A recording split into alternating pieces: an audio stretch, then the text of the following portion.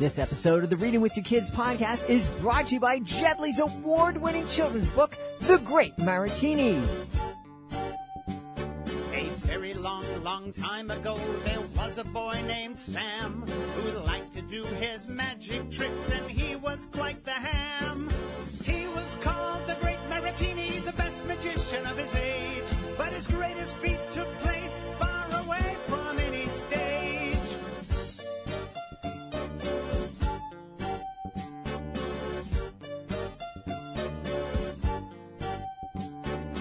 Every trick Sam tried to do would somehow come out wrong, but Sam just kept on going, and that's what made him strong. He was called the Great Maratini, the best magician of his age, but his greatest feat took place far away from any stage.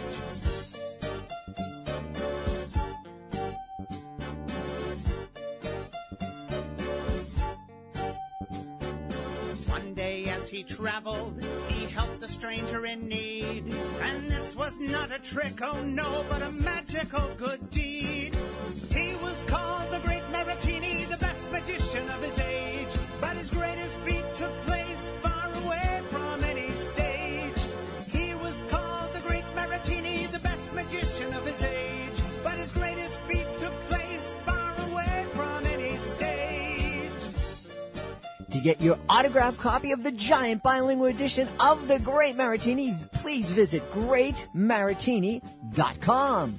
Reading with your kids. Hey, so great to see you. Come on in. Hi, my name is Jedley, and the cute little guy in my lap is Augie, and we are the hosts of the Reading with Your Kids podcast and iTunes #1 kids and family podcast. Thank you so much for taking the time to join us today. Thank you so much for being part of our beautiful Reading with Your Kids family. We have a wonderful guest today. She is the author of Lisa in Her Pyjamas and a number of other great books. Her name is Judy Weagle, and she'll be joining us from Aurora in Ontario. But before Judy joins us, we have a great big announcement to make. That's right, we have a brand new Reading with Your Kids certified great read, and we are so happy about this. Alexia Brewer, the author of Monadiki, the Goddess of Fierce Leadership, is our latest Reading with the Kids certified great read author. We absolutely love Monadiki. It is a fabulous book. It's a beautifully illustrated book. It has a heartwarming message about loving and accepting yourself for who you are. The book immediately captured our attention because of the magical and beautiful book cover. The main character is a strong and a fierce girl named Monadiki, and that means the special one in Greek. We think that Monadiki, the Goddess of Fierce Leadership, is appropriate for kids age 5 to 10, and of course families of kids age 5 to 10. We think that Monadiki will win you over with the magical drawings and a beautiful language. There are many wonderful themes running throughout this book that guide children to believe in themselves and to a strong message of leadership for young girls to be proud of the unique gifts they are given at birth. The message of having the courage to love and accept yourself for who you are carries a lot of weight. Honestly, we could go on and on about this book. So do yourself a favor, pick up our latest Reading with Your Kids certified great read, Monadiki, the Goddess of Fierce Leadership, by our friend Alexia Brewer. Joining us right now from Aurora, north of Toronto in Ontario. She is the author of 3 wonderful books, Lisa in Her Pyjamas, Dandelions and Magical Words. Please welcome to the show, Judy Weagle. Judy, how are you? I'm great. How are you doing? Wonderful, wonderful. And I wanted to, I usually check beforehand, did I pronounce your last name correctly? Yes, Weagle. Just think of the bird eagle and put a W in front. There you go, Judy Weagle.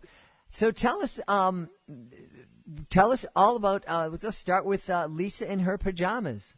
Okay, well, Lisa, the main character, Lisa, of my book, is made fun of by her schoolmates because she chooses to wear her pink pajamas to school on Fun Dress Day. The book is about her reasoning and her courage to stand for what she believes in. The book motivates children positively in decision-making as long as it does not hurt anyone. Standing for one's beliefs is empowering.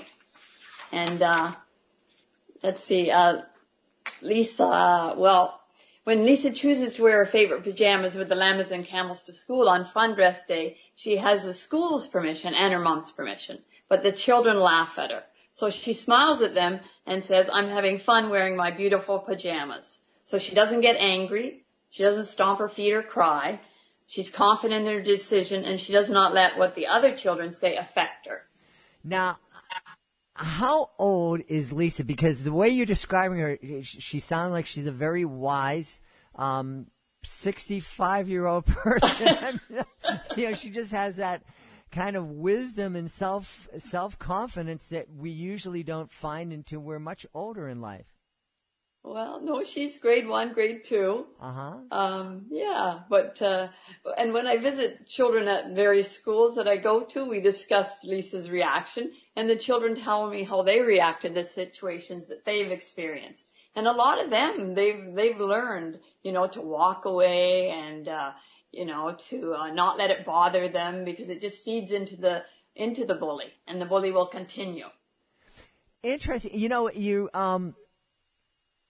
I think that's one of the lessons that we kind of forget to give kids. It's very wise that we're teaching kids that, of course, that they shouldn't be bullying and they shouldn't be using words that hurt. And we're making a good choice when we're telling kids to, stand up for themselves and ask for help if somebody is hurting them. But I think somewhere along the way we forgot that kind of old school lesson of, we'll walk away and don't let those words hurt you. And words only have power if we allow them to hurt us. That's right. So, Lisa doesn't allow that to hurt her at all, because she's confident in her decision, because, she checked with her mother and it was okay with the school. So she's fine. And she was very happy to do that. Yeah. And her friend Lulu congratulates her on staying nice and calm and peaceful. Now, when you're talking to kids, do many kids report that they are able to react in a similar way? Yes, they do. Or they'll go up to a teacher, and if it happens out in the playground, and I especially tell them when it gets physical that they need to go and tell a teacher. Absolutely. So that they can get help. Mm-hmm. Or they'll, if it's anything physical, to tell their parents or their teachers. But they can handle the words. Now, was there a particular incident or time that motivated you to write Lisa in her pajamas? Well, I think when I think of my own childhood, there was numerous cases of, being in situations where I did not stand up for myself. So I wanted to inspire children, and I taught school for 25 years, so I saw it in the school grounds and in my classroom. Interesting. Well, I have to give you my hats off and thank you for, we're thankfully here in the States, we become very sensitive and often we'll thank our military people for their service and our first responders for their service. I think we forget to thank teachers for their service, because I know as a husband of a teacher, or someone who's been teaching in an urban school system for 30 years. Wow. That it's tough and it's really a hard job, and teachers deserve all of our respect and thanks. Right. I taught school for 25 years, and most of it was in kindergarten, junior kindergarten or senior kindergarten, because we have both up here in Toronto. And then I taught reading recovery, which helps children that are having difficulty reading. You take them on a one-to-one basis. Mm-hmm. And so I've got lots of experience. Now, as a teacher, specifically a teacher who is working with either reluctant readers or kids who are having trouble reading, the name of our podcast is the Reading with Your Kids podcast, and we talk a lot about the different benefits that we get as caregivers when we read with our kids, and benefits that our kids get when we read with them. From your perspective as a professional with all your experience, what do you think are some of the most important benefits that kids and families get when we remember to take that 20 to 30 minutes a day to sit down and read with our kids? Well, I think the most important thing is that you create such a good bond with your child. You know, the loving, curling up in bed with a good book and snuggling, and whatever book you read. But you can read books that are, that talk about feelings or about love, or you can read, comedy. It doesn't really matter, but what matters is how you and your child react together, and building that bond in whatever you do. But also, after a while, what the children do is they actually memorize the books, and then they read them back to you. And I used to always tell siblings or parents, don't say you've memorized the book, because that's the first stage of reading. And they can even tell you when you've left out a few words or a sentence, or if you've skipped a page or whatever, because they know what comes next. So that's stages of reading. And when you're in kindergarten, I had children that read, that were very confident readers, and then I had children that didn't, that were learning their ABCs. But every child is different, and I think you have to accept that difference and not worry, because eventually, your child, they don't all read in kindergarten. Mm-hmm. So just wait. Your child is unique. I think that's something that we forget sometimes, and I want to get back to something that you said about the benefits, but I really think that that's an important lesson for parents, is that there absolutely are kids who are reading in kindergarten or reading before they get to kindergarten, and then there are other kids that takes them a little bit longer to develop that skill, and you're telling us that that's okay, that we don't have to worry, we don't have to push the panic button if our kid falls a little bit behind in the early years. Right, and if you point that out and if you're too negative about it, then they absorb that negativity. Whereas if you're positive about it and you just encourage them and use good positive words with them, then they absorb that. So don't be critical, because that's probably one of the worst things you can do. Can you give us an example of, say you have a 5 or a 6-year-old that's struggling, and maybe they can't remember the sounds or the letters, or I think something I had a hard time with was actually putting the sounds together. I could do the but I couldn't, kind of mush them together to make a word. What would be a way for a parent to avoid pulling their hair out and just offer some encouraging words? Well, there are different methods that you can use, like you do games, like if you get magnetic letters that are on the fridge, as long as it doesn't become like a tedious chore, like it's another thing that you do together that you enjoy, or you can play little games, and there's a tremendous amount of games out there. Plus, the internet has its definite advantages, because I saw my friend's child using the Jolly Phonics on the iPad, and he was only 3 or 4, and he was doing it all by himself.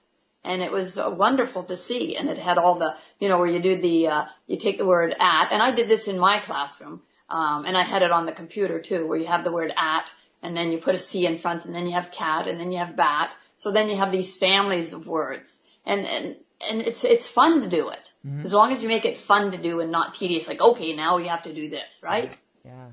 And the other thing I just wanted to kind of highlight was, I'm have the advantage of talking to an expert in terms of, as a reading teacher and a reading recovery teacher and a kindergarten teacher. And when I asked you the benefits of reading with our kids, the first thing you said was that bond. The bond, the fact that reading together brings us closer together and builds that foundation between parent and child, or grandparent and child, or just caregiver and child, and I truly believe it's the foundation that it's the beginning of a lifelong conversation with our kids. It is, and in my book Dandelion, I always, when I'm at the bookstores, like we have chapters here in Toronto, and I show the last page of my Dandelion to the person, and it says, it's got a mirror on it on the back page, and it says, "Take a look, you are beautiful." So you always want to have something positive, and I'm thinking that when parents read this also, when they look in the mirror and they read that, perhaps their parents never said that to them. So not as only is it helping the little child, but it's also helping the parent, because sometimes parents pass on their own pain very unknowingly, subconsciously. They don't even know they're doing it. And when you have this kind of, take a look, you are beautiful, it helps the parent as well as the child. Yeah. I've said this very often on the show that children's books aren't just for children. There are a lot of picture books out there that have that are fun, but also have very profound messages that can touch our kids, and also messages that can touch us. Right, and I know in my Magical Words, I've shown it to different friends of mine, and one was a teacher friend, and she said this should be in every classroom, and that's what I'd love, or at least in every school, and I'd love for it to be, because and another friend said, I know a lot of adults who could use this book. It's because it talks about paying compliments to one another. Miss Weagle is the main character, and she is a teacher, and she's complimenting the children in her class. Okay, and then she wants the other children, or she wants them to feel good about themselves, because you have to fill your own cup first. And then just like Jesus and all the masters have said, they say, love your neighbor as yourself. But in today's society and culture, a lot of people don't love themselves. And there's, alcohol or drugs and cutting themselves. So if you can fill your own cup, especially mothers, because don't deplete yourself and love yourself, then you can love others. So she gets the children to think good things about themselves. And then what they do is she gets them to compliment one another.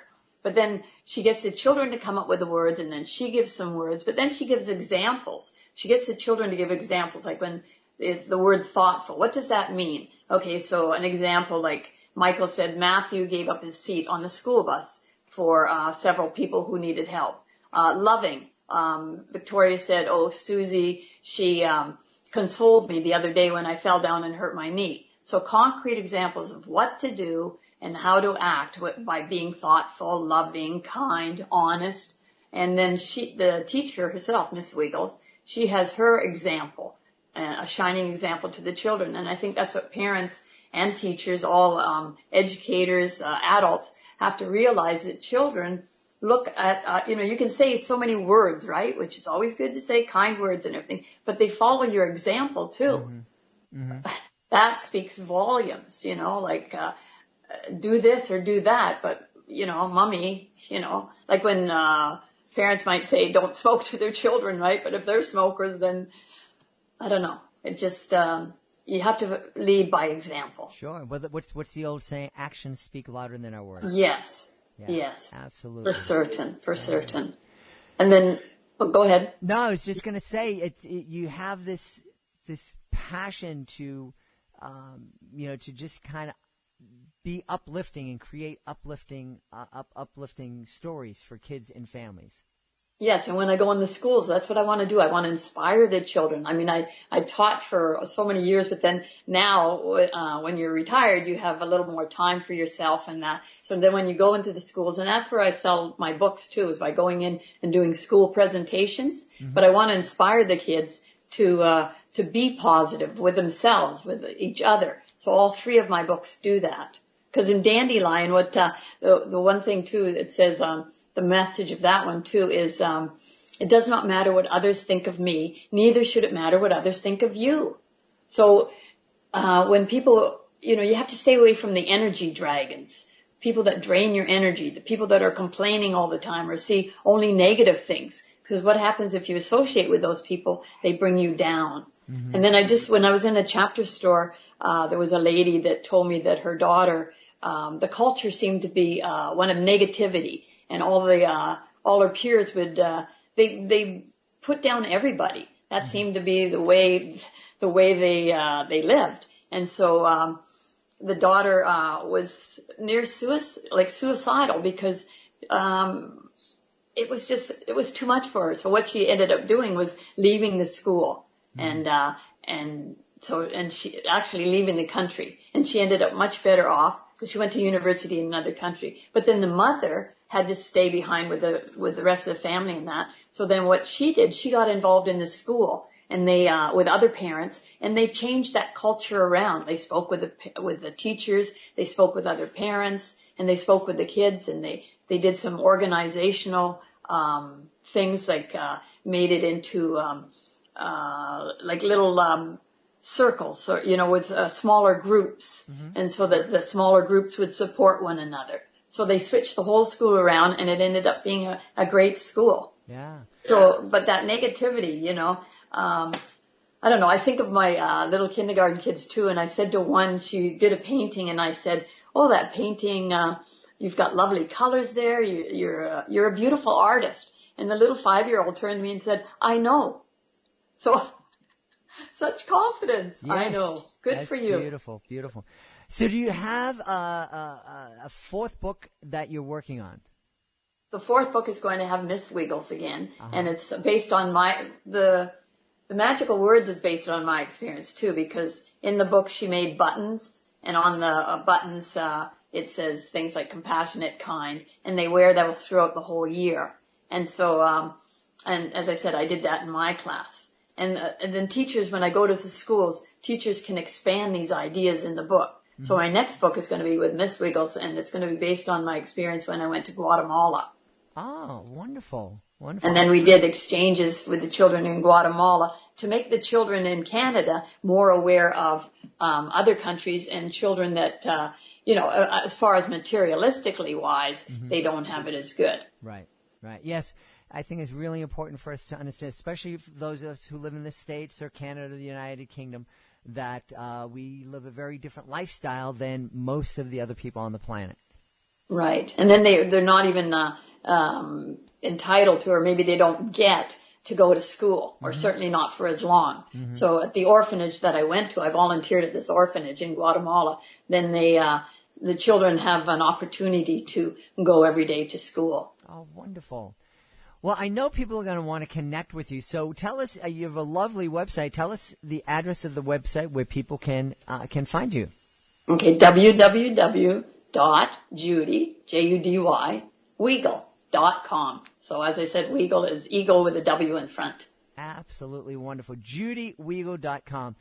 Well, we're really so happy that we had a chance to spend time with you today, and we want to encourage folks to check out Judy's books. They are Lisa in Her Pyjamas, and now, do you typically spell pajamas with a Y in Canada?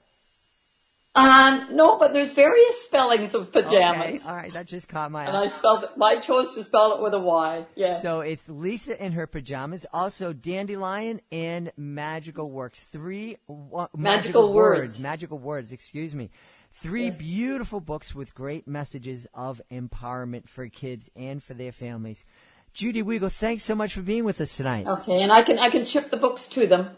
Oh, that's wonderful. what I do. And I'm also on the website. It shows different stores where it's available, but I also ship it directly to the people. And I imagine people can get it autographed too, right? Oh yes, if they ask for that, yes. That's beautiful. All right, Judy Weagle, thanks so much. Okay, thank you. Please be sure to join us for the next edition of the Reading with Your Kids podcast. STEM Week returns. That's right. Jen Swanson is back for her STEM Tuesday monthly feature. We are so happy. People love STEM Week, and we love encouraging kids to really get out there and embrace science, technology, engineering, and mathematics. And the best way to do it is as a family. Hey, we want to thank Judy Weagle for being here today, and of course we want to thank you. Thank you so much for taking the time to join us, and as always, thank you so much for taking the time to read with your kids. We'll be looking for the next edition of the Reading with Your Kids podcast